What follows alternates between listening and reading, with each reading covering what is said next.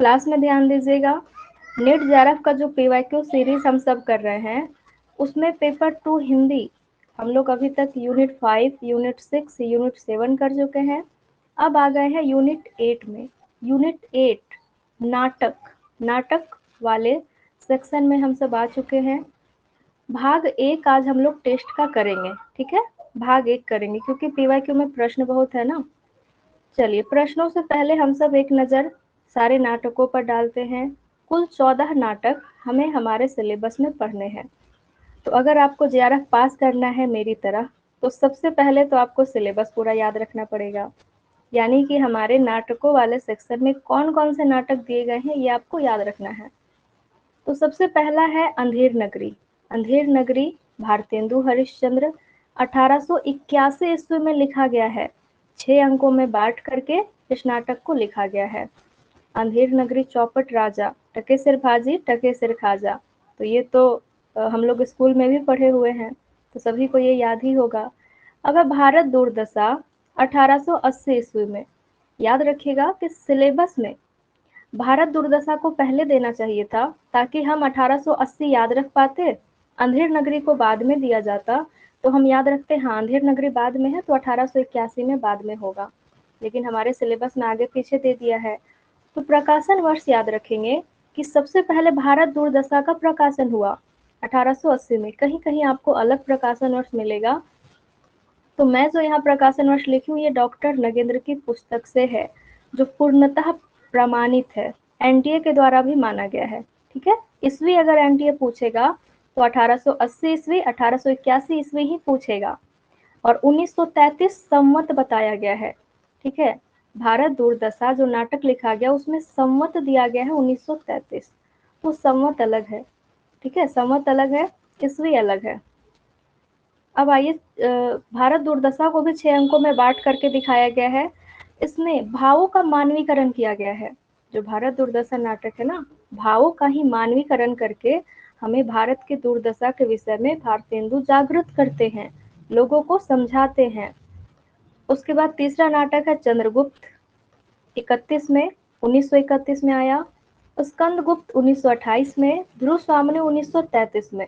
और तीनों नाटक के लेखक है हमारे जयशंकर प्रसाद, जो छायावाद के 4 स्तंभ कवियों में से एक है।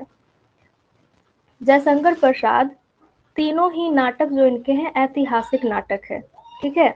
तीनों ही नाटक ऐतिहासिक नाटक है। अंक याद रखिएगा, चंद्रगुप्त में 4 अंक है, स्कंदगुप्त में 5 अंक है, ध्रुव स्वामिनी में 3 अंक है, ठीक है, ये तीनों याद रखेंगे।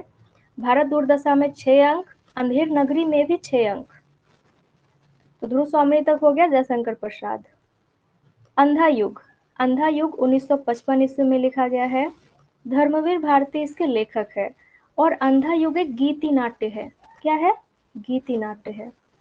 अब पूरी कहानी तो हम लोग अभी चर्चा नहीं कर सकते हैं, इसीलिए थोड़ा थोड़ा सा बस परिचय बता दे रही हूँ कि ये जो अंधा युग नाटक है, महाभारत के 18वें दिन की संध्या से कहानी शुरू होती है और श्री कृष्ण की मृत्यु तक कहानी लिखी गई है। तो अंधा युग नाटक, कृष्ण की मृत्यु होती है वहां पर फिर समाप्त होती है, और शुरू कहाँ पर होती है? 18वें दिन की संध्या से। दिन से नहीं शुरू होता है, जब युद्ध समाप्त हो गया है तो संध्या से शुरू हो चुका है ये नाटक। तो धर्मवीर भारती इसके लेखक है। उसके बाद है सिंदूर की होली 1934 ईस्वी में, लक्ष्मी नारायण मिश्र के द्वारा लिखा गया है। इसमें 3 अंक है। कितने अंक है? 3 अंक है। और सिंदूर की होली इस नाटक में खास बात है कि यह नाटक 9 बजे सुबह से शुरू होती है और रात के 10 बजे समाप्त हो जाती है। मात्र एक ही दिन की कहानी इसमें लिखी गई है। जो लक्ष्मी नारायण मिश्र है, ये समस्या प्रधान नाटक लिखने में सबसे आगे है। इनके सभी नाटकों में हम लोग 3 अंक देखते हैं, ठीक है। एक खास बात है कि इनके सभी नाटकों में 3 अंक पाए जाते हैं। अब आगे है आधे अधूरे नाटक, 1969 ईस्वी में लिखा गया है मोहन राकेश के द्वारा। मोहन राकेश के द्वारा आधे अधूरे लिखा गया है, जो मध्य वर्ग पर केंद्रित है, और यह 2 भागों में है, ठीक है। एक पूर्वार्ध और एक उत्तरार्ध, 2 भागों में दिखाया गया है। इसमें सावित्री है जो नायिका है, कथा की नायिका है, 40 वर्ष उसका उम्र है। उसके 3 बच्चे हैं और 4 पुरुषों से, ठीक है? हाँ, इसमें पुरुष 1, पुरुष 2, पुरुष 3, पुरुष 4 करके आए हैं। 4 पुरुषों से सावित्री का संबंध है, उसे बताया गया है। तो मोहन राकेश मध्य वर्ग पर केंद्रित स्त्री को दिखाते हुए इस नाटक को लिख रहे हैं। अब है आषाढ़ का एक दिन, 1958 ईस्वी में मोहन राकेश के ही द्वारा लिखा गया है। आषाढ़ का एक दिन, ये बहुत ही सुंदर प्रेम कहानी है। मल्लिका और कालिदास की प्रेम कहानी है आषाढ़ का एक दिन। अब है आगरा बाजार, 1954 ईस्वी में लिखा गया है। हबीब तनवीर इसके लेखक है। हबीब तनवीर इसके लेखक है। यह नाटक आगरा बाजार क्यों लिखा गया? तो यह नज़ीर अकबराबादी को प्रसिद्ध करने के लिए लिखा गया। ये जो नज़ीर अकबराबादी है बहुत बड़े शायर थे, बहुत बड़े शायर थे और ये निम्न वर्ग उच्च वर्ग किसी में भी फर्क नहीं करते थे। नज़ीर अकबराबादी, तो इन्हीं को प्रसिद्ध करने के लिए जो हबीब तनवीर है इस नाटक को लिखते हैं। इसमें एक ककड़ी वाले का चित्रण करते हैं और वो ककड़ी वाला अपने खीरों पर, अपने ककड़ियों पर नज्म लिखवाता है, किससे? नज़ीर अकबराबादी से। और फिर उसके सारे ककड़ियां बिकने लगती है। उससे पहले बाजार का माहौल दिखाया जाता है, ठीक है? बाजार का माहौल है, कई लोग अपने सामान को बेच रहे हैं, बिक ही नहीं रहा है। उसी बीच ककड़ी वाले को हम लोग देखते हैं। तो इस प्रकार से आगरा बाजार नाटक हमें पढ़ना है। अब है बकरी नाटक। बकरी नाटक 1974 ईस्वी में लिखा गया। सर्वेश्वर दयाल सक्सेना के द्वारा लिखा गया है। सर्वेश्वर दयाल सक्सेना। बकरी नाटक में नाम से ही पता चल रहा है कि बकरी पर आधारित होगा, लेकिन ये नाटक व्यंग्यात्मक तरीके से लिखा गया है और इस नाटक में एक विपत्ति नाम की स्त्री होती है, महिला होती है, उसी का एक बकरी होता है, वो बकरी चराने जाती है।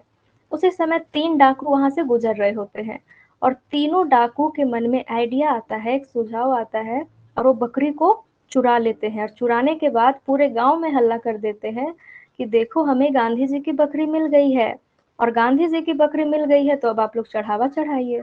और गांधी के नाम पर ये लोग चुनाव भी लड़ते हैं, बहुत सारे चंदा भी इकट्ठा कर लेते हैं और चुनाव लड़के जीत भी जाते हैं, ठीक है?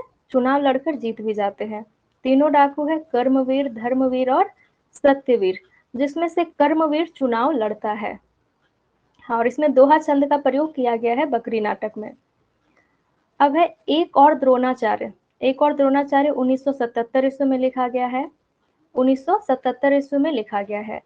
एक और द्रोणाचार्य शंकर शेष इसके लेखक है। इसमें क्या खास बात है? इसमें खास बात है कि इसमें 2 कथा समानांतर चलती है। 2 कथा समानांतर चलती है। जैसे कि हम सब कहानी पढ़े हैं राजा निर्बंसिया। राजा निर्बंसिया में 2 कथा समानांतर चलती है, एक राजा रानी की, एक चंदा और जगपति की। उसी तरीके से एक और द्रोणाचार्य में एक और तो द्रोणाचार्य की कथा चलती है, द्रोणाचार्य और कृपि की, और दूसरे ओर अरविंद की कथा चलती है, ठीक है? अरविंद की कथा चलती है और दोनों को दिखाया गया है कि द्रोणाचार्य की भी अंतिम में मृत्यु हो जाती है और अरविंद अरविंद को भी अंतिम में सजा हो जाता है, ठीक है? और वहीं पर इस नाटक का अंत दिखाया गया है। फिर है अंजो दीदी, 1955 ईस्वी में लिखा गया है उपेंद्र नाथ अस्क के द्वारा। अंजो दीदी का पूरा नाम है अंजलि और ये जो अंजलि है ये अनुशासन प्रिय महिला है। इसको अनुशासन बहुत पसंद है। अगर आप इसके घर में चले गए हैं और जा करके कुछ भी इनका अगर अनुशासन तोड़े तो ये बहुत गुस्सा करेंगी। तो इनका अनुशासन तोड़ता कौन है? खुद इसी का भाई। इसका भाई है श्रीधर। वो आता है, टेबल पर बैठ जाता है, पैर चढ़ा के वहां सो जाता है टेबल पर। तो इस तरीके से अंजो दीदी के अनुशासन को तोड़ने का काम श्रीधर करता है। यही सब चीज देख करके जब देखती है कि अंजू दीदी का पति भी इससे झूठ बोलने लगा है, तो अंजू दीदी फिर उस चीज को बर्दाश्त नहीं कर पाती और आत्महत्या कर लेती है, ठीक है? आत्महत्या कर लेती है। अब है महाभोज। महाभोज 1982 ईस्वी में लिखा गया मनु भंडारी के द्वारा। महाभोज सबसे पहले उपन्यास के रूप में आता है। याद रखिएगा, जो महाभोज है सर्वप्रथम उपन्यास के रूप में आता है। फिर ये बहुत प्रसिद्ध हो जाने के बाद एक अमाल अलाना, एक मनु भंडारी की दोस्त है अमाल अलाना जो निर्देशक है, वो मनु भंडारी से बात करती है और कहती है कि आप इसको नाटक में रूपांतरित कीजिए, मैं भी मदद करूंगी। मदद करती है। उसके बाद महाभोज नाटक के रूप में हमारे सामने आता है और इस नाटक में हम देखते हैं कि बीसू केंद्र में है, जो हरिजन व्यक्ति है उसकी हत्या करवा दी गई है। और जब हत्या करवा दी गई है और उसी के दोस्त को फंसा दिया जाता है। ठीक है, राजनीति की ऐसी ऐसी बातें सामने आती है जो कभी किसी को पता तक नहीं चलता है। ठीक है, जो कभी किसी को पता तक नहीं चलता है। तो यही खुलासा कर रही है मनु भंडारी। तो इस तरीके से हमें 14 नाटक हमारे सिलेबस में पढ़ने हैं। हम ये सभी नाटकों का एक परिचय देख चुके हैं। अब आगे चलते हैं हम लोग प्रश्न में। ठीक है, सभी पीवाईक्यू के प्रश्न हैं। 2023, 2022, 2021 के ही नए नए वर्ष वाले प्रश्न हैं, ताकि जो घुमा फिरा के प्रश्न पूछे जा रहे हैं, किस पैटर्न के प्रश्न पूछे जा रहे हैं, ये सब आप देख ले। तो पहला प्रश्न है, अंधेर नगरी नाटक का अंतिम दृश्य है। अंतिम दृश्य क्या है? सभी लोग जवाब देने लगे। डी। अंधेर नगरी नाटक में है कितने अंक, वो बताइए। कितने अंक है? कुल 6 अंक है। ठीक है, कुल 6 अंक है। और ये 6 अंक आपको याद होने चाहिए। ये 6 अंक आपको याद होने चाहिए। तो सबसे जो पहला अंक है ना, पहला अंक है बाह्य प्रांत। पहला अंक क्या है? बाह्य प्रांत है पहला अंक, जिसमें कि महंत आते हैं और उनके 2 शिष्य आते हैं, एक गोवर्धन दास, एक नारायण दास। दोनों बाह्य प्रांत में मिलते हैं। उसके बाद तीनों आपस में ऐसे डिसाइड करते हैं कि ठीक है, हम लोग अब गांव में प्रवेश करेंगे और जो भी भिक्षा मिलेगी तो भिक्षा लेकर के हम लोग जंगल में मिलेंगे। तो पहला तो हो गया बाह्य प्रांत। दूसरा हो गया जंगल। ठीक है, दूसरे दृश्य में ये लोग जंगल में मिलते हैं। जंगल में मिलने के बाद पता चल जाता है कि ये तो अंधेर नगरी है, यहाँ का राजा ही चौपट है। तो फिर महंत कहते हैं कि यहाँ रुकना सही नहीं है। तो जो इसमें नारायण दास होते हैं वो तो समझदार होते हैं, गुरु जी की बात मानकर चले जाते हैं। लेकिन गोवर्धन दास लालची प्रवृत्ति का है, वो रुक जाता है। उसके बाद हम देखते हैं तीसरा दृश्य। तीसरा दृश्य होता है बाजार का। ठीक है, तीसरा दृश्य ही बाजार का होता है। तीसरे दृश्य बाजार में ही ये लोग आपस में, तीसरा दृश्य बाजार होता है या दूसरा? जो बातें बताई वो तो ठीक है। पहला अंक है बाह्य प्रांत। बाह्य प्रांत के ये लोग दूसरे में बाजार जाते हैं। ठीक है, हाँ, दूसरे में बाजार गए। तीसरे में वो लोग जंगल में मिलते हैं और जंगल में मिलने के बाद जो गोवर्धन दास है वो रुक जाता है। अब क्या दिखाया जाता है? हमें चौथा दृश्य दिखाया जाता है। चौथा दृश्य है राजसभा। बिल्कुल, चौथा दृश्य है राजसभा। राजसभा दिखाया जाता है जहाँ फरियादी आता है जिसकी बकरी दीवार के नीचे आकर के मर चुकी है। तो राजसभा का जो दृश्य है चौथा दृश्य है। उसके बाद जो पांचवा दृश्य है वो है अरण्य का। हाँ, पांचवा दृश्य है अरण्य का। और सबसे अंतिम छठा दृश्य है शमशान का। तो अब याद रखिएगा, सबसे अंतिम है शमशान, सबसे शुरुआत में है बाह्य प्रांत। बाह्य प्रांत के बाद बाजार में मिलते हैं, दूसरा अंक। तीसरा अंक हो जाता है जंगल। चौथा राजसभा, पांचवा अरण्य और छठा हो जाएगा शमशान। चलिए, तो यहाँ पर हमारा क्या था प्रश्न? अंतिम दृश्य कौन सा है? तो अंतिम दृश्य शमशान है। चौथा नंबर सही हो गया।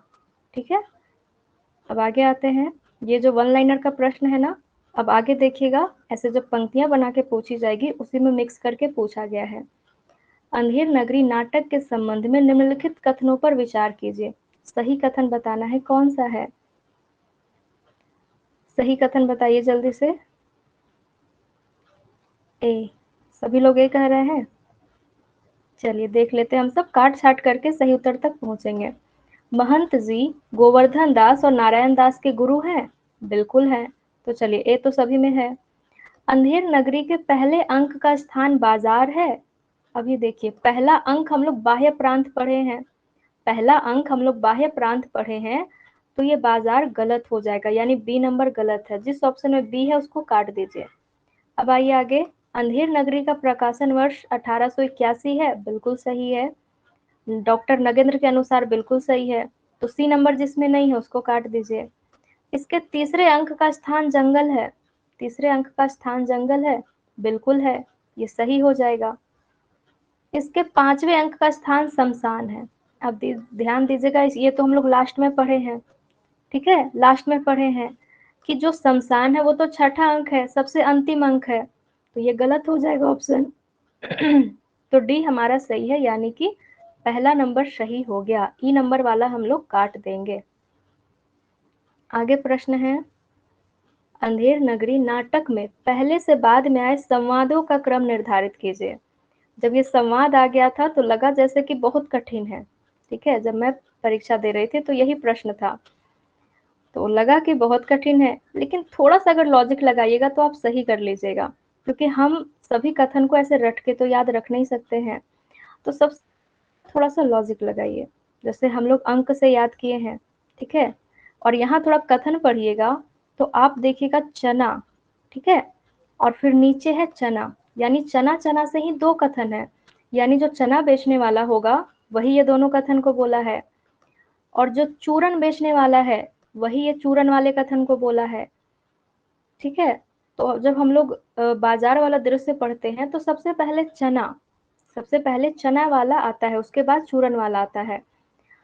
तो अगर हम लोग थोड़ा सा लॉजिक लगाए तो देखिएगा, चना चुरमुर चुरमुर बोले बाबू खाने को मुंह खोले, चना खाते मियाँ जुलाहे दाढ़ी हिलती गाहे बगाहे।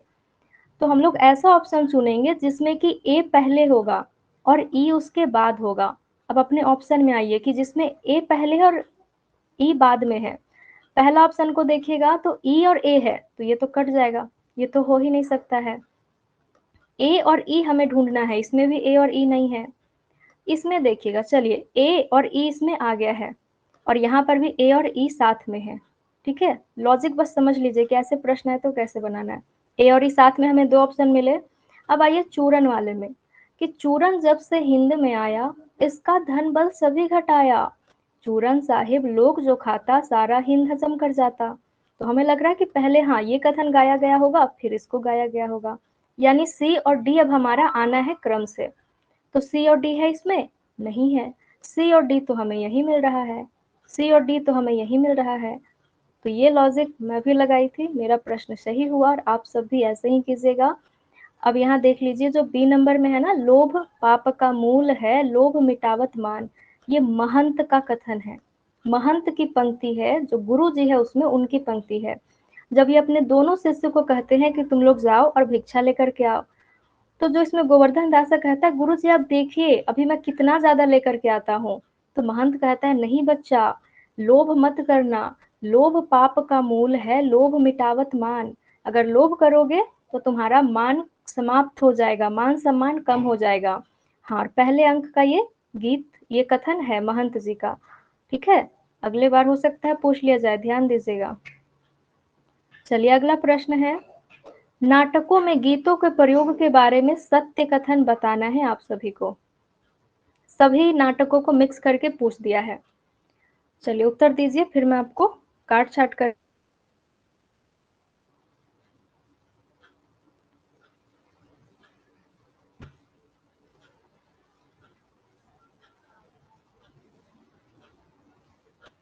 मेरी आवाज जा रही है सभी तक?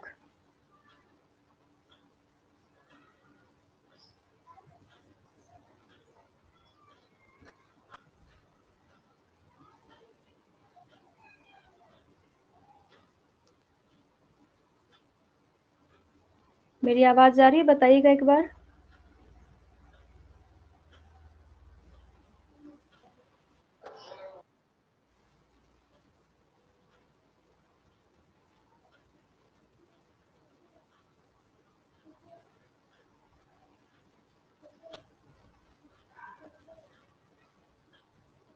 मेरी आवाज जा रही है सभी के पास? एक बार मैसेज कीजिएगा।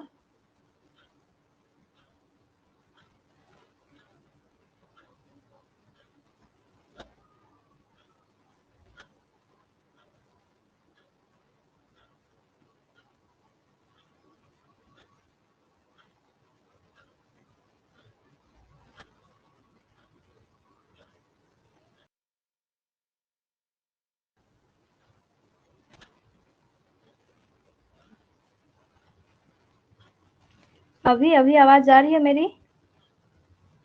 जी। पीडीएफ दिखना बंद हो गया ना?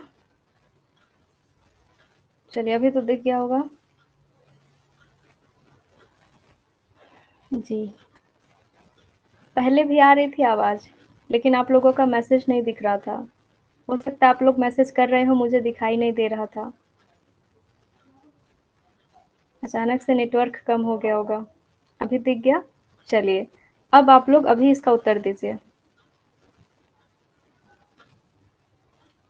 चलिए इस प्रश्न का उत्तर दीजिए सभी लोग। बी बता रहे हैं। B, B. ठीक है, देख लेते हैं। बोला गया अंधेर नगरी में कबाब वाला, नारंगी वाला, कुंजड़िन, हलवाई और ब्राह्मण गीत गाकर अपनी बात कहते हैं। ठीक है, जब भी ऐसे प्रश्न आए तो थोड़ा सा जो बहुत ज्यादा कंफर्म सही ना लगे या जो बहुत ज्यादा कंफर्म गलत ना लगे, तो उसको उस ऑप्शन को पकड़ के काट छाट मत कीजिएगा।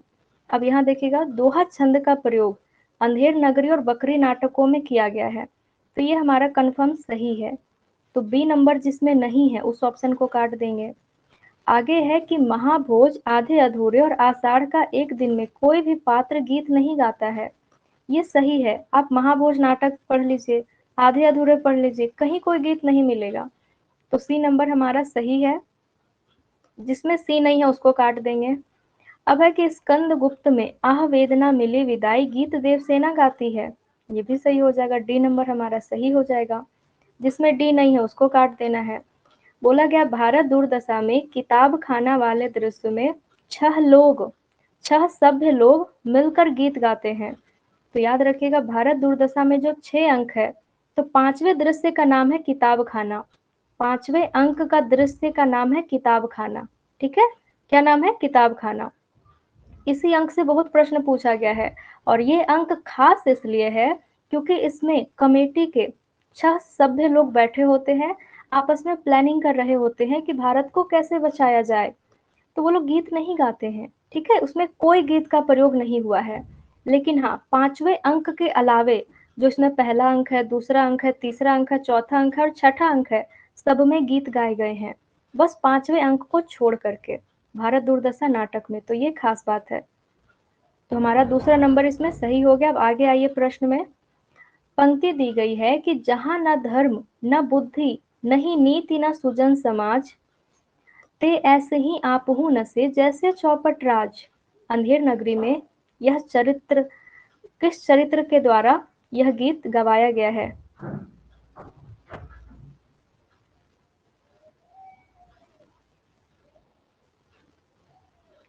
आषाढ़ का एक दिन में एक जगह गीत गुनगुनाती है। हाँ, एक जगह तो गीत गुनगुनाती है इस प्रश्न में आइएगा तो। लेकिन एनटीए के द्वारा आंसर बी ही माना गया है। लेकिन अगर आप ए नंबर देखेंगे तो मुझे लगता है ए भी सही है, क्योंकि अंधेर नगरी में जितने भी बाजार में अपने सामान बेचने वाले होते हैं, वो सभी गीत गा गा के ही बेचते हैं। लेकिन एनटीए के द्वारा बी सी डी को सही माना गया है, लेकिन हम लोग ए को छोड़ नहीं सकते हैं। ठीक है, ए भी हमारा सही ही है। अच्छा याद दिलाएं सोनी, ये जो ए नंबर है ये भी हमारा सही है। ठीक है, क्योंकि किताब में अंधेर नगरी नाटक पढ़ेंगे आप लोग, तो उसमें कबाब वाला, नारंगी वाला सभी गीत के रूप में ही गा गा के अपने सामानों को बेच रहे हैं।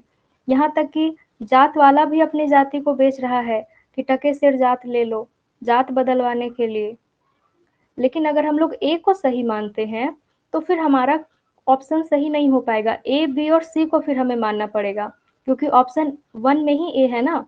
तो ए को मानेंगे, उसके बाद बी को मानेंगे, और बी को मानने के बाद सी को मान लेंगे। तो डी तो हमारा सही है। डी भी तो कंफर्म सही है कि स्कंद गुप्त में ही देवसेना गीत गाती है। आह वेदना मिली विदाई, तो देवसेना ही गाती है ये गीत। तो हमारा डी फिर छूट जाएगा। ठीक है, हाँ, तो ये तो फिर पूरा कंफर्म सही है। चौथे नंबर भी चौथा नंबर भी जो है वो सही होना चाहिए। जानबूझ के ऐसा प्रश्न दिया जाता है ताकि विद्यार्थी घबरा जाए, समय व्यर्थ थोड़ा चला जाए। समझ में आई बात? बाकी एनटीए जो उत्तर मानेगा वो तो फिर मानेगा ही, वही सही होगा सबका। चलिए अगले प्रश्न में आते हैं। आप लोग वहां चार ऑप्शन याद रखिए कि चारों सही है। ठीक है, चारों सही है। अच्छा, इसमें बता रहे आप सब ए और डी दोनों। हाँ, अब ये भी प्रश्न देखिए, ये भी प्रश्न जब एनटीए के द्वारा बनाया गया तो गुरु और महंत दोनों ही ऑप्शन में क्यों डाल दिया गया? ताकि विद्यार्थी परेशान हो जाए, क्योंकि उत्तर दोनों ही होंगे। आप महंत सही कीजिए या गुरु सही कीजिए, ये कथन उन्हीं का है और महंत जी के लिए ही गुरु जी शब्द का उल्लेख हुआ है। अब गोवर्धन दास और फरियादी तो होंगे नहीं, तो ये भी क्लेम किया गया, उसके बाद दोनों को सही मान लिया गया। ठीक है, हमारा गुरु ये ए नंबर और डी नंबर दोनों ही सही है। तो इस तरीके के प्रश्न दिए ही जाते हैं एग्जाम में, ताकि समस्या पैदा हो और समय व्यर्थ चला जाए।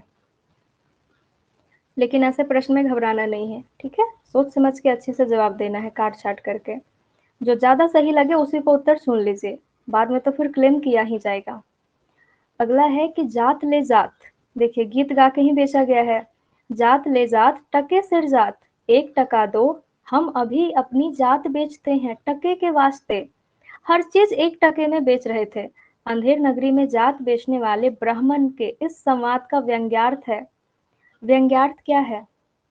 ए नंबर बिल्कुल सही है कि यहाँ नगण्य साधारण, विशिष्ट असाधारण सब एक ही भाव में बिक रहे हैं। चाहे महंगा से महंगा चीज हो, सस्ता से सस्ता चीज हो, सब एक भाव में बिक रहे हैं। ठीक है, सभी एक भाव में बिक रहे हैं। अगर आप बाजार जाइएगा, आपको सोना भी 1 टके सिर में मिलेगा, आपको चावल भी 1 ही टके सिर में मिलेगा। तो फिर क्या अंतर रहेगा? जो सोना बहुत महंगा है वो भी, और जो चावल है वो भी, हर चीज एक ही दाम।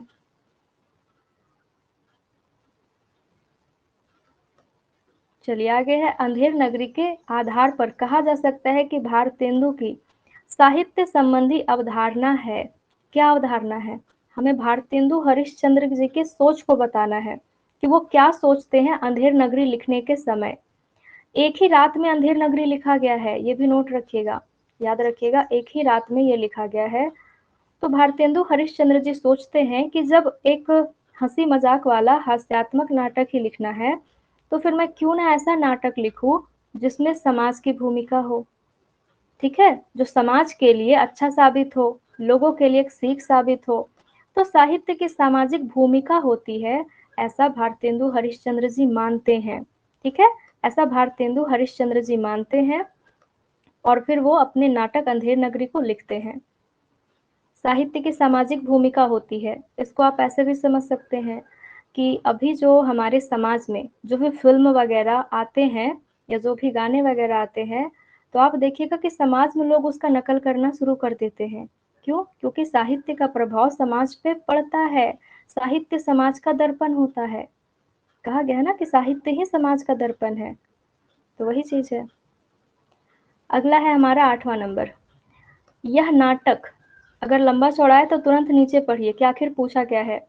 अंधेर नगरी नाटक के संबंध में कथन किस आलोचक का है, ये बताना है आपको। कथन पढ़ लीजिए। यह नाटक इस अर्थ में समकालीन नाटक है कि यह किसी भी समय के अन्याय, अनाचार, भ्रष्टाचार, विवेक शून्यता और मनमानेपन पर रोशनी डालता है। इस प्रहसन में व्यंग के माध्यम से जो कुछ भी कहा गया है, उतना ही अधिक कहने की गुंजाइश भी है। इस प्रश्न में सही हो जाएंगे सत्यार्थ प्रकाश मिश्र। इस प्रश्न को अच्छे से नोट रखिएगा, बहुत इंपॉर्टेंट है, हो सकता है अगले बार रिपीट हो जाए। ठीक है, हाँ, रोशनी डालता है, ये पॉइंट है और इम्पॉर्टेंट है, हो सकता है रिपीट हो जाए, क्योंकि ऐसे कथन वाले रिपीट हो रहे हैं। चलिए, भारत दुर्दशा से प्रश्न है अब। भारत दुर्दशा में भी 6 अंक है। तो भारत दुर्दशा नाटक के संबंध में निम्नलिखित कथनों पर विचार कीजिए। बातों पर विचार करना है, सही कथन हमें बताना है। देखिए, दूसरा ऑप्शन हमें यहीं से दिख गया कि प्रकाशन वर्ष है। भारत दुर्दशा नाटक का प्रकाशन वर्ष 1880 ईस्वी में हुआ। बिल्कुल हुआ, डॉक्टर नगेंद्र के अनुसार सही है ये हमारा कथन। तो जिसमें बी नहीं है उस ऑप्शन को काट दीजिए। ठीक है, अब आते हैं आगे। इसके 5वें अंक का स्थान गंभीर वन का मध्य भाग है। 5वें अंक का स्थान गंभीर वन का मध्य भाग है। तो आप कहेंगे बिल्कुल भी नहीं, ये हमारा गलत कथन है। ठीक है, तो सी नंबर गलत है, तो इसको काट दीजिए, सी नंबर वाले को। अब आगे आते हैं कि जागो जागो रे भाई गीत को राग चैती गौरी में प्रस्तुत करने का निर्देश नाटककार के द्वारा दिया गया है। ये बिल्कुल सही है। हमारा चौथा नंबर डी नंबर सही हो जाएगा। और ई नंबर में है कि भारत दूरदर्शन नाटक को भारतेंदु हरिश्चंद्र ने नाट्य रासक की संज्ञा दी है, ये भी बिल्कुल सही है। ठीक है, ये भी बिल्कुल सही है। चलिए अब हम इनके अंकों को देख लेते हैं, क्योंकि अंकों से ही घुमा फिरा के प्रश्न पूछे जाते हैं। 6 अंक है इसमें। पहला अंक है बीथी। बीथी मतलब होता है एक संकीर्ण गली जहां पर योगी आता है, गीत गाता है, पहले अंक में। दूसरा अंक होता है शमशान। शमशान जहां टूटे फूटे मंदिर है, अस्थियां बिखरी पड़ी है। वहीं पर आता है कौन? भारत। भारत का प्रवेश होता है दूसरे अंक में। जब वो बेहोश हो जाता है तो आशा और निर्लज्जता उसको जगाने के लिए आती है, दूसरे ही अंक में। अब तीसरा अंक है मैदान, और तीसरे अंक में भारत दुर्देव का प्रवेश होगा। ठीक है, भारत दुर्देव का प्रवेश होगा। और फिर चौथे अंक में हम देखेंगे अंग्रेजी कमरा दिखाया जाएगा, जहां पर टेबल लगा हुआ है, कुर्सियां लगी हुई है, और जो भारत दुर्देव है वो अपने सैनिकों को बुलाएगा, सत्यानाश फौजदार को बुलाएगा और एक एक लोग से खबर लेगा और एकदम नाचेगा, गाएगा, खूब झूमेगा। कौन? तो भारत दुर्देव। जो भारत की दुर्दशा करने वाला है वही भारत दुर्देव। भारत को सत्यानाश करने की प्लानिंग चल रही होती है। अब इधर पांचवा अंक दिखाया जाता है किताब खाना, जहां पर कोई गीत नहीं है। यहाँ पर 6 सभ्य लोग मिल करके एक कमेटी बनाते हैं, और सातवां जो होता है वो वहां भाषण दे रहे होते हैं। कुल 7 लोग वहां पर होते हैं, आपस में बातचीत करके प्लानिंग कर रहे होते हैं कि भारत को कैसे बचाया जाए। उसी बीच डिसलॉयल्टी, ठीक है, डिसलॉयल्टी का प्रवेश होता है और वो सभी लोगों को गिरफ्तार करके चले जाते हैं। और इसी किताब खाने वाले दृश्य में हम देखते हैं कवि वचन सुधा पत्रिका का जिक्र हुआ है। ठीक है, कवि वचन सुधा पत्रिका का जिक्र हुआ है। अब छठे नंबर पर है गंभीर वन का मध्य भाग। सबसे लास्ट दृश्य, सबसे लास्ट छठा दृश्य है गंभीर वन का मध्य भाग। पांचवा अंक याद रखिएगा, कोई गीत नहीं है, किताब खाना है। छठा अंक है गंभीर वन का मध्य भाग। चलिए आगे आते हैं। अब भारत दूरदशा नाटक के संबंध में निम्नलिखित कथनों पर विचार कीजिए। इस नाटक में भारत दुर्देव और उसकी सेना के माध्यम से भारत दुर्दशा का चित्र प्रस्तुत हुआ है। बिल्कुल सही है, ये उसी के माध्यम से तो चित्र प्रस्तुत हुआ है। इसमें मद्यपान को सही सिद्ध करने के लिए मदिरा नामक पात्र को रचा गया है। तो मदिरा नामक पात्र तो है, ये सही है, लेकिन मद्यपान को यानी शराब पीने को सही सिद्ध करने के लिए ये गलत है। गलत सिद्ध करने के लिए मदिरा को लाया गया था। समाज में मदिरा पीना एक खराब काम है, ठीक है, सही काम नहीं है। तो बी नंबर हमारा गलत हो जाएगा, बी नंबर काट दीजिए। अब आते हैं आगे कि भारत दुर्दशा नाटक भारतेंदु के व्यथित हृदय की अभिव्यक्ति है। बिल्कुल, जब वो बहुत दुखी हो गए थे तब लिखे थे भारत दुर्दशा। तो सी नंबर हमारा बिल्कुल सही है, जिसमें सी नहीं है उसको काट दीजिए। आगे है नाटक में प्रतीकात्मक पात्र रोग कहता है, निश्चय भारत को अब नाश। अब है कि इस नाटक में भारतेंदु के देशभक्त और समाज सुधारक रूप के दर्शन होते हैं, ये बिल्कुल सही है। हमारा तीसरा नंबर उत्तर बिल्कुल सही है। कौन कौन सा गीत गाया है, ये अगर ना भी याद रहे तो काम चल जाएगा। खास करके इसमें सैनिक बहुत सारे आते हैं, रोग है, आलस्य है, सभी अपने अपने अनुसार गीत गाते हैं, और हम सभी के गीत को याद रखने लगेंगे तो फिर और चीजें भूल जाएंगे। इसीलिए जो चीजें बार बार पूछी जा रही है थोड़ा सा लॉजिक लगा के हम सही कर लेंगे। आगे है भारत दूरदशा नाटक के संबंध में निम्नलिखित कथन पर विचार कीजिए। बहुत ही आसान प्रश्न है ये। बोला गया इसमें मनोभावों का मानवीकरण किया गया है। बिल्कुल, पहला नंबर कंफर्म सही। इसमें कुल 6 अंक है। वाह, दूसरा नंबर भी कंफर्म सही। तीसरा है कि इसमें ब्रिटिश राज के निर्ममता एवं शोषण का चित्रण है। बिल्कुल है, ये भी सही। संवाद कथ्य को गति देने में सहायक नहीं है। गलत, बिल्कुल सहायक है। इसका प्रकाशन वर्ष 1881 ईस्वी में हुआ, ये भी गलत है। 1881 में भारत दूरदर्शन ये अंधेर नगरी का प्रकाशन हुआ है, इसका प्रकाशन वर्ष 1880 है। समझ में आई बातें, कैसे एनटीए भी 1880 को ही मान रहे हैं। ठीक है, तो 1880 ही याद रखिएगा। तो हमारा एबीसी सही हो गया, 4 नंबर सही। बहुत आसान प्रश्नों में से एक है ये। चलिए ये भी बहुत आसान प्रश्न है कि भारत दूरदशा के आखिरी अंक में भारत भाग्य क्या करता है। इसमें भारत नाम से 3 पात्र है। पहला तो भारत दुर्देव है, ठीक है, भारत दुर्देव जो भारत की दुर्दशा करने वाला है।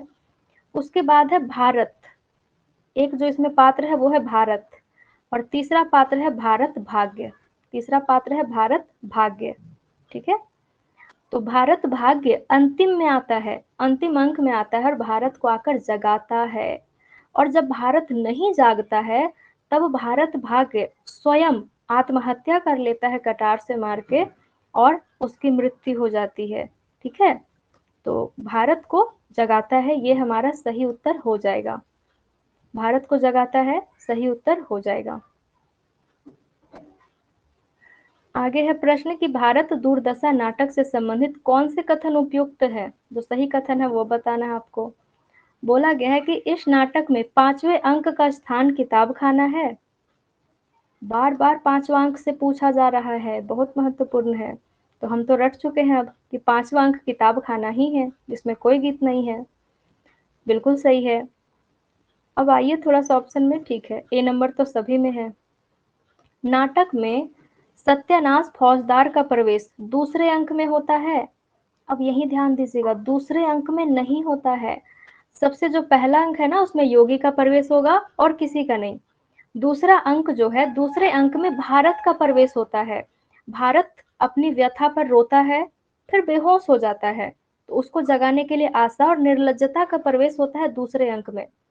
फिर तीसरे अंक में सत्यानाश फौजदार का प्रवेश होगा, तीसरे अंक में और चौथे अंक में, ठीक है, दूसरे अंक में नहीं। तो ये गलत हो गया हमारा। ऑप्शन में आइए बी जहां है उसको काट दीजिए, बी वाले हम काटे तो एक कट गया। आगे है कि अपरस 16 छून रची भोजन प्रीति छुड़ाए, यह समाज सत्यानाश फौजदार द्वारा कहा गया। अब इतनी तो पंक्तियां हम याद रखेंगे नहीं, तो इसको छोड़ दीजिए। आगे है कि इस नाटक का प्रकाशन वर्ष संवत, संवत 1933 है। मूल पुस्तक में लिखा गया है संवत 1933, बिल्कुल सही है। तो जिसमें डी नहीं है उसको काट दीजिए, दो ऑप्शन कट गया। अब है निर्लज्जता नामक पात्र तीसरे अंक में आती है। अब जरा सोचिए कि जो निर्लज्जता पात्र है, ये तो दूसरे अंक में आई है ना, भारत को जगाने के लिए आती है दूसरे अंक में, तो तीसरा अंक कैसे हो जाएगा, गलत हो गया। तो ई नंबर वाला जिसमें है उसको काट दीजिए। बचा क्या हमारे पास, केवल 3 बचा जो सही उत्तर हो जाएगा। अब देखिए, अब हमें ये पंक्ति याद रहे या ना रहे फिर भी हम सही कर लिए, तो ऐसे ही प्रश्न को सही करना है, ठीक है। चलिए, तो तीसरा नंबर हमारा सही हो गया। अगला प्रश्न है कि विजय तृष्णा का अंत पराभव में होता है अलक्षेंद्र, राज सत्ता सुव्यवस्था से बढ़े तो बढ़ सकती है, केवल विजय से नहीं। ये चंद्रगुप्त नाटक में कथन किसका है, ये पूछा गया है। चंद्रगुप्त नाटक में कथन किसका है। चंद्रगुप्त नाटक में सिकंदर आते हैं, और सिकंदर का काम था कि जीतना जीतना जीतना, पूरे विश्व पर विजय प्राप्त करना, उसी को अलक्षेंद्र कहा गया है, सिकंदर को ही अलक्षेंद्र कहा गया है। तो इसमें हो जाएगा सही हमारा दांडायन, क्योंकि दांडायन का ये कथन है, दांडायन, दांडायन ही ये कथन कहते हैं। और एक भूमा का सुख, एक कथन स्टार्ट होगा भूमा का सुख, वो भी बार बार पूछा गया एग्जाम में, वो भी दांडायन का ही कथन होगा, ठीक है, दांडायन का ही कथन होगा। तो ये कथन दांडायन का है। कहते किससे हैं, तो अलक्षेंद्र यानी सिकंदर से कहते हैं, ठीक है, सिकंदर से कहते हैं। चलिए, अगला प्रश्न है, संवाद पंक्तियां दी गई है और नाटकों का नाम दिया गया है। अब आपको मिलान करना है, ये भी आसान प्रश्न है। मैंने भावना में भावना का वर्णन किया है। अब भावना भावना में कहाँ जाएंगे आप लोग, भावनाओं में बह के जाएंगे प्रेम कहानी वाले में। तो प्रेम कहानी है किसमें, प्रेम कहानी है आषाढ़ का एक दिन। मल्लिका का कथन है जो अपनी माँ अंबिका से कहती है, ये कथन आषाढ़ का एक दिन का कथन है। ए को 3 से मिलाएंगे। चलिए, जिसमें ए में 3 नहीं है उसको काट दीजिए। अब आगे आते हैं, अधिकार सुख कितना मादक और सारहीन है, स्कंदगुप्त नाटक का एकदम पहला लाइन। जैसे अब नाटक पढ़ना स्टार्ट करेंगे, एकदम पहली पंक्ति है ये, ठीक है, और स्कंदगुप्त ही कह रहे हैं, ये कथन स्कंदगुप्त का ही है और स्कंदगुप्त नाटक से है, यानी बी का 4 हो जाएगा। तो बी का 4 जिसमें नहीं है उसको काट दीजिए। काट छाट कैसे कर रही हूँ समझ में आ रहा है ना। उसके बाद सी में आइए कि समझदारी आने पर यौवन चला जाता है, जब तक माला गूंथी जाती है फूल कुम्हला जाते हैं। ये कथन है चाणक्य का, तो चाणक्य कहेंगे किस नाटक में? चंद्रगुप्त में कहेंगे। सी का 1 हो जाएगा, तो जिसमें सी का 1 नहीं है उसको काट दीजिए। बचा क्या? हमारे पास ऑप्शन ए 1 बचा। नारी का आकर्षण पुरुष को पुरुष बनाता है, उसका आकर्षण उसे गौतम बुद्ध बना देता है। पहले यह प्रश्न कई बार वन लाइनर में पूछा गया है, ठीक है, वन लाइनर में पूछा गया, उसके बाद ऐसे कथन बना के दे दिया गया। तो लहरों के राजहंस ये हमारे सिलेबस में नहीं है, लेकिन फिर भी ये कथन बार बार पूछा जाता है। तो लहरों के राजहंस मोहन राकेश के द्वारा ही नाटक लिखा गया है 1963 ईस्वी में, उनको भी याद रखेंगे। चलिए अगला प्रश्न है, कथन दिया गया है, अतएव दो बालुका पूर्ण कागारों के बीच में एक निर्मल स्रोत सिवनी का रहना आवश्यक है। यह संवाद चंद्रगुप्त नाटक के किस पात्र का है? जिनकी दूरदृष्टि बहुत अच्छी है उन्हीं का होगा। ऐसे चालाक, ऐसे दूरदृष्टि को समझने वाले कौन है? हमारे चाणक्य है। चाणक्य जानते हैं कि अगर मतलब कि अभी सिकंदर तो वहां से लौट के चले गए हैं, अगर अभी इस युद्ध को ऐसे ही छोड़ दिया गया, रोक दिया गया, तो हो सकता है अगले बार फिर से हमला हो, एक एक और बड़ी सेना लेकर के हमला हो। तो वो क्या करते हैं? चंद्रगुप्त का विवाह कार्नेलिया से करवा देते हैं। चंद्रगुप्त का विवाह कार्नेलिया से करवा देते हैं और दोनों का संबंध बन जाता है। फिर सिकंदर कभी हमला ही नहीं करेंगे भारत के ऊपर। चलिए, तो ये चाणक्य का कथन है, याद रखेंगे। अगला प्रश्न है, देखिए प्रश्न है कि यहाँ पात्र दिए गए हैं और नीचे में उनका संवाद है। 1, 2, 3, 4 जो है ना वो उनका संवाद है। अब आप पहले संवाद पढ़िए। भूमा का सुख, भूमा आपको यहीं से समझ जाना है कि भूमा का जिक्र हुआ है, यानी कि ये किनका हो जाएगा कथन? दांडायन का कथन हो जाएगा, ठीक है। दांडायन हमारे बी नंबर में है, यानी बी का 1 हो जाएगा। तो ऑप्शन में आइए, बी का 1 जिसमें नहीं है उसको काट दीजिए। ये ऑप्शन मैं खुद से बनाई हूँ, ठीक है, इसीलिए इतना थोड़ा सा ज्यादा देखना पड़ रहा है। अगर किताब में जो ऑप्शन है वही मैं दे देती ना, तो आप लोग एक कथन पढ़ते और तुरंत सही ऑप्शन तक पहुंच जाते, लेकिन थोड़ा उलझाऊ बनाने के लिए मैं ऐसे ऑप्शन दी हूँ। अब आगे कि संसार भर की नीति और शिक्षा का अर्थ मैंने यही समझा है, आत्मसम्मान के लिए मर मिटना ही दिव्य जीवन है। और ये चंद्रगुप्त कहते हैं। किनसे कहते हैं? चाणक्य से कहते हैं। तो ए का हो जाएगा 2 नंबर, ए का 2 नंबर जिसमें नहीं है उसको काट दीजिए। आगे है कि भाषा ठीक करने से पहले मैं मनुष्यों को ठीक करना चाहता हूँ। ये कथन वर रुचि से कहते हैं। कथन किनका है? चाणक्य का है, वर रुचि से कहते हैं। तो चाणक्य है हमारे डी नंबर में, यानी डी का 3 हो जाएगा। डी का 3 एक ही जगह है मात्र, अभी काट छाट करने के बाद, तो सही ऑप्शन बिल्कुल 4 हो जाएगा। हाँ, जब वर्तिका नामक पुस्तक लिखी जा रही थी तब वर रुचि जाकर मदद मांगते हैं चाणक्य से, लेकिन चाणक्य मदद करने से मना कर देते हैं और कहते हैं कि मैं भाषा ठीक करने से पहले मनुष्यों को ठीक करना चाहता हूँ। बहुत गुस्सा थे, इनको कैद में कर लिया गया था नंद के द्वारा। अब है कि मुझे इस देश से जन्मभूमि के समान स्नेह होता जा रहा है। अब भारत से इतना प्रेम कौन करने लगती है? तो कार्नेलिया। कार्नेलिया की जन्मभूमि भारत नहीं है, लेकिन भारत में ही विवाह इसका चंद्रगुप्त से हो जाता है, ठीक है। अगला प्रश्न है कि चंद्रगुप्त नाटक में चाणक्य की संवादोक्तियां निम्नलिखित में से कौन सी है? चाणक्य कौन कौन से कथन कहे हुए हैं ये बताना है। चाणक्य के कथन कौन से हैं? ऑप्शन में देखिए, क्योंकि 2 ऑप्शन आपको छांटने हैं।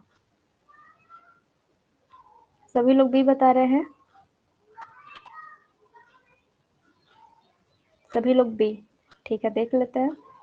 बोला गया कि संसार भर की नीति और शिक्षा का अर्थ मैंने यही समझा है कि आत्मसम्मान के लिए मर मिटना ही दिव्य जीवन है। ये कथन अभी पीछे भी पढ़े, ये चंद्रगुप्त का कथन है, ठीक है। कहता किनसे है? तो चाणक्य से कहता है। आगे है कि समझदारी आने पर यौवन चला जाता है, जब तक माला गूंथी जाती है तब तक फूल कुम्भला जाते हैं। यही है चाणक्य का कथन, ठीक है, चाणक्य का कथन। आगे है कि महत्वाकांक्षा की मोती निष्ठुरता की सीपी में रहता है।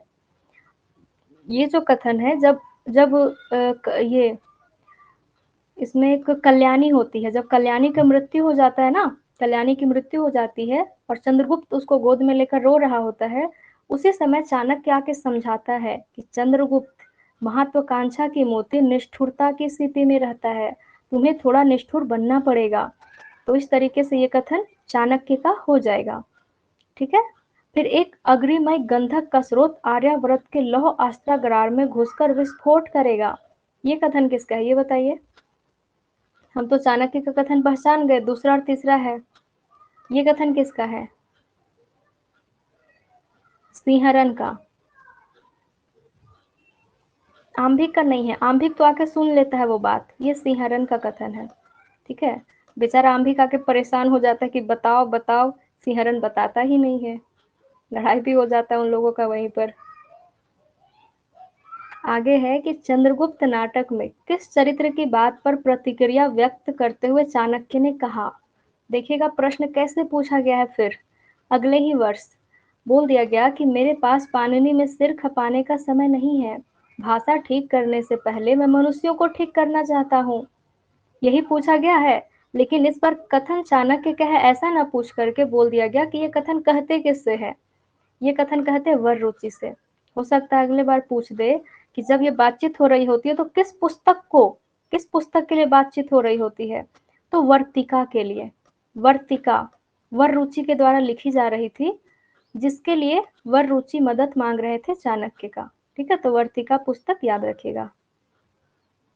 अगला प्रश्न है, उपर्युक्त संवाद चंद्रगुप्त नाटक में किसके द्वारा कहा गया है। संवाद पूछा है। संवाद लंबा चौड़ा है। मानव कब दानव से भी दुर्दंत, पशु से भी बर्बर और पत्थर से भी कठोर, करुणा के लिए निरवकाश हृदय वाला हो जाएगा, नहीं जाना जा सकता। अतीत सुखों के लिए सोच क्यों, अनागत भविष्य के लिए भय क्यों, और वर्तमान को तो मैं अपने अनुकूल बना ही लूंगा, फिर चिंता किस बात की है। ये कथन है, किनका कथन है? सभी लोग डी। बहुत अच्छे। सिंहरन का कथन है। कहते किससे है वो बता दीजिए। सिंहरन कहते किससे है ये कथन? सिंहरन की एक प्रेमिका होती है, अलका।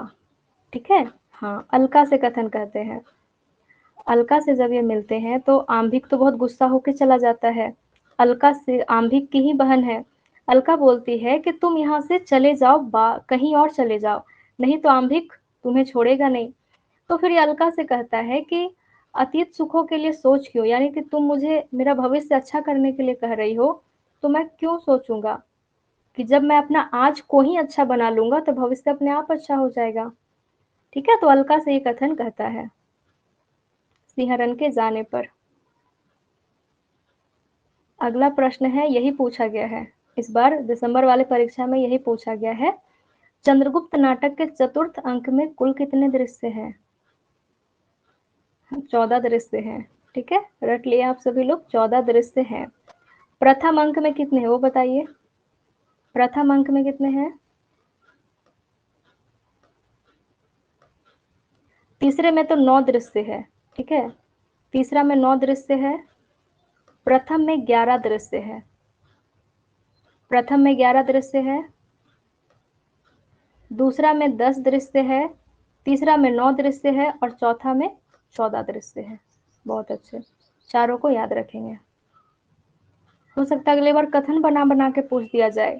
बहुत बहुत प्रश्न बनाने के अलग अलग तरीके हो चुके हैं आजकल।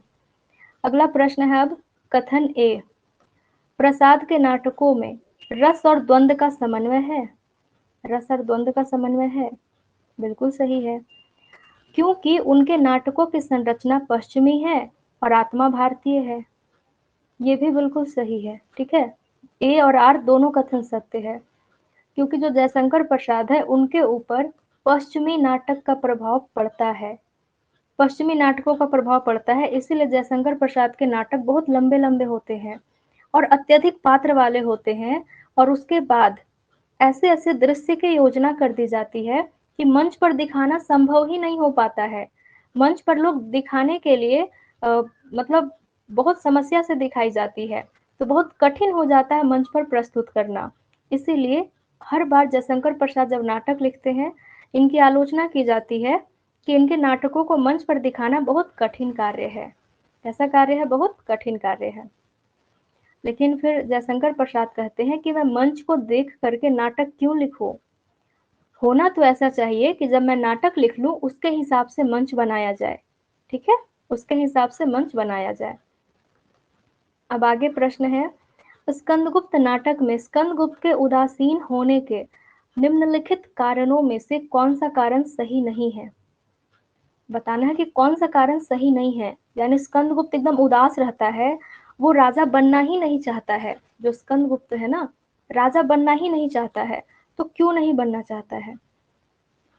गुप्त कुल का अव्यवस्थित उत्तराधिकार नियम, बिल्कुल ये कारण है, उसमें शामिल है। भोग विलास के प्रति वितृष्णा, ये भी है।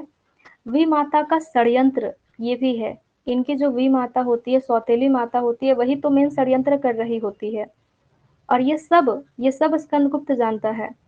अगर छात्र धर्म का अभाव, ये गलत हो जाएगा। और हमसे जो नहीं है वही पूछा गया है, जो सही नहीं है वही बताइए। तो डी नंबर सही नहीं है, क्योंकि स्कंदगुप्त छात्र धर्म का पालन करने वाला है। उसमें छात्र धर्म का अभाव नहीं है, कमी नहीं है। वो बहुत कुशल है। ठीक है, स्कंदगुप्त बहुत कुशल है, बहुत ही अच्छा छात्र है वो, अपने धर्म को बखूबी निभाता है। आगे प्रश्न है कि निम्नलिखित में से देवसेना के कथन है, कौन से कथन देवसेना के हैं, ये बताना है। विजय का क्षणिक उल्लास हृदय की भूख मिटा देगा, कभी नहीं। वीरों का वीरों का भी क्या ही व्यवसाय है, क्या ही उन्मत्त भावना है। ये स्कंदगुप्त का कथन है। ठीक है, ये जो कथन है पहला नंबर वाला स्कंदगुप्त का है, नोट कर लीजिएगा। लेकिन हमसे देवसेना का कथन पूछा है। तो दूसरा पढ़ते हैं कि पवित्रता की माप है मलिनता, सुख का आलोचक है दुख, पुण्य की कसौटी है पाप विजया, आकाश के सुंदर नक्षत्र वालों, नक्षत्र आंखों से केवल देखे ही जाते हैं। ये कथन कई बार पूछा गया है और ये कथन देवसेना का ही है। अब बोला गया कि नए ढंग के आभूषण सुंदर वसन, ये जो देवसेना है ना, वो विजया से बात कर रही होती है। तो बातचीत में बताती है कि जब प्रेम किया जाता है तो किसी लड़के को कैसे, किसी पुरुष को कैसे वशीभूत किया जाता है, ये तरीका बता रही होती है। कौन? तो यहाँ पर देवसेना। तो वही देवसेना कहती है कि नए ढंग के आभूषण, सुंदर वसन, भरा हुआ यौवन, यह सब तो चाहिए ही, परंतु एक वस्तु और चाहिए पुरुष को वशीभूत करने के लिए, और वह है धोखे की टट्टी। ठीक है, क्या है धोखे की टट्टी? इसका कहना ये होता है कि जब तुम किसी पुरुष से मिलो तो ऐसा रोने वाला चेहरा बना के मिलो कि पुरुष तुम्हारी ओर आकर्षित हो जाए, वो जानना चाहे कि आखिर तुम दुखी क्यों हो। और जब वो तुमसे पूछे तो तुम बता दो कि मुझे किसी से धोखा मिला है, मैं बहुत कमजोर हूँ, बहुत उदास हूँ। तो फिर वो तुम्हारा साथ देने के लिए तुम उसको वशीभूत कर लोगी। तो इस तरीके से तरीका बताती है कौन? तो देवसेना। यही कथन देवसेना का है। बी और सी देवसेना का है। सी नंबर याद रखिएगा। ठीक है, दोनों सहेली आपस में बात कर रही होती है।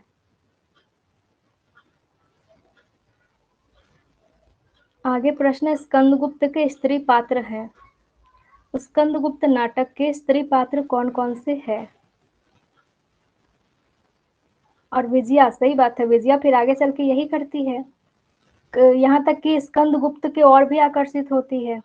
ठीक है, स्कंदगुप्त की ओर भी आकर्षित होती है। फिर अंतिम में स्वयं अपनी आत्महत्या कर लेती है विजया, गलत रास्ते पर चली जाती है। कौन? विजया। इसमें पूछा है स्त्री पात्र, देवकी है स्कंदगुप्त की माता जी, मालिनी है और रामा है। एक इसमें सर्वनाग होता है, तो सर्वनाग पत्नी होती है रामा।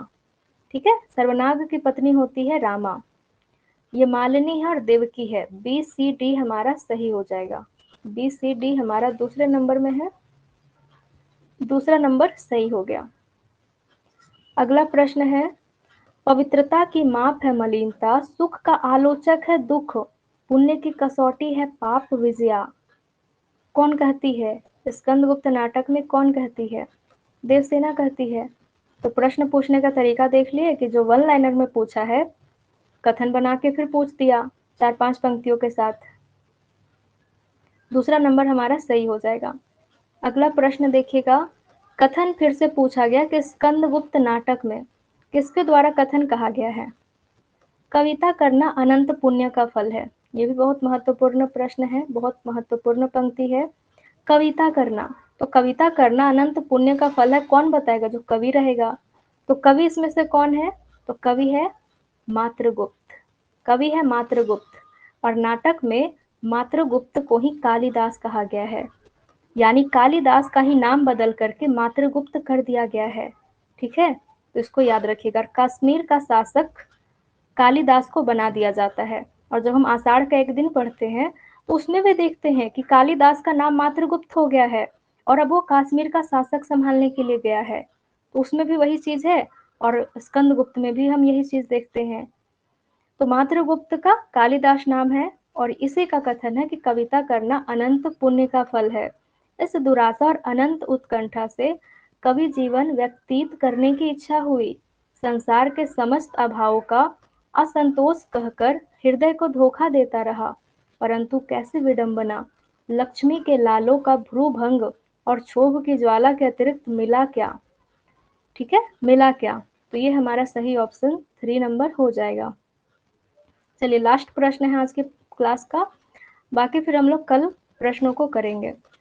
फिर से पूछा गया यहाँ पर ध्रुव स्वामिनी। इस बार ध्रुव स्वामिनी नाटक का उक्त संवाद किसके द्वारा कहा गया है, ये पूछा गया है। राजनीति ही मनुष्यों के लिए सब कुछ नहीं है, ये तो सिखाने वाली बात है। तो सिखाता कौन है? सिखाते कौन है? मिहिर देव। मिहिर देव है गुरुजी। किनके गुरुजी है? तो कोमा के ही पिता समान गुरुजी है, और मिहिर देव सकराज के भी गुरुजी है। ठीक है, सकराज के भी गुरुजी है मिहिर देव। तो ये कथन सकराज से ही कह रहे होते हैं कि राजनीति ही मनुष्यों के लिए सब कुछ नहीं है। राजनीति के पीछे नीति से भी हाथ धो बैठो, जिसका विश्व मानव के साथ व्यापक संबंध है। राजनीति की साधारण छलनाओं से सफलता प्राप्त करके क्षण भर के लिए तुम अपने को चतुर समझने की भूल कर सकते हो। ठीक है, तो ये सकरात से कथन कहते हैं मिहिर देव, और उसके बाद ही फिर वो कोमा को लेकर के वहां से चले जाते हैं। अंतिम में सकरात की मृत्यु हो जाती है। फिर कोमा और मिहिर देव उसके शव को लेने आते हैं, और जब शव को लेके जा रहे होते हैं तो रास्ते में कोमा और मिहिर देव की भी मृत्यु हो जाती है। ठीक है, सैनिकों के द्वारा, रामगुप्त के सैनिकों के द्वारा उसकी हत्या कर दी जाती है। चलिए, तो आज यहीं तक प्रश्न करते हैं, बाकी फिर हम लोग कल करेंगे। प्रश्न अच्छे लगे सभी को? ठीक है, एकदम अच्छे से तैयारी रखिए। वन लाइनर को भी कथन बना बना के पूछा जा सकता है। ठीक है, बहुत बहुत धन्यवाद सभी को।